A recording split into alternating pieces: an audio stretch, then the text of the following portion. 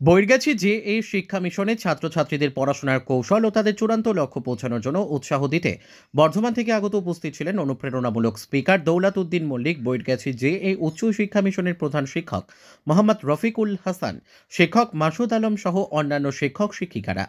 2011 সালে এই বৈরগাছি যে এ উচ্চ মাধ্যমিক শিক্ষা মিশন চালু হয়। এই স্কুলে 1200 ছাত্রছাত্রী রয়েছে। এই স্কুলে পঠন পাঠন কি করে এগিয়ে নিয়ে যাওয়া যায় সেই নিয়ে একটি কর্মশালা হয়ে গেল আজ। স্পিকার দৌলত উদ্দিন মল্লিক বক্তব্য রাখতে গিয়ে তিনি জানান, ছাত্রছাত্রীদের পড়াশোনার কৌশল ও তাদের চূড়ান্ত লক্ষ্য পৌঁছানোর জন্য উৎসাহ দিতে এবং দুর্বল ছাত্রছাত্রীদের মেধাবী করতে এই উদ্যোগ নেওয়া হলো।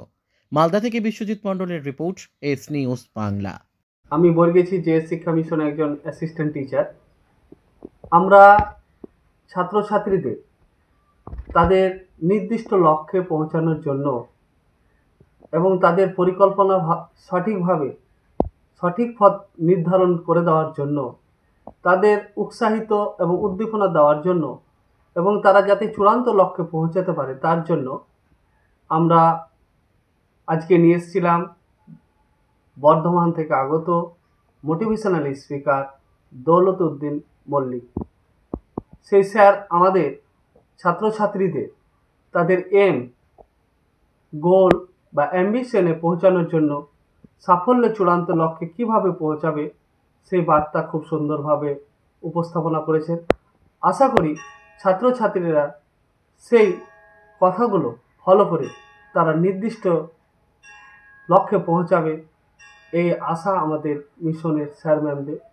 অবশেষে শেষের দিকে আমাদের দৌলত উদ্দিন মল্লিক সাহেব আমাদের টিচারদের নিয়েও কীভাবে ছাত্রছাত্রীদের পড়ানো যায়, তাদেরকে কিভাবে তাদের কাছ থেকে 100% নেওয়া যায়, দুর্বল ছাত্রকে কিভাবে সেরার কাছাকাছি নিয়ে আসা যায়, সেই পড়ানোর কৌশল, পড়ানোর পদ্ধতি, ছাত্রীদের সঙ্গে টিচারদের একটা কমিউনিকেশন বা যোগাযোগ কি থাকা দরকার সেই সম্পর্কে টিচারদের নিয়েও একটা ট্রেনিং করেছেন।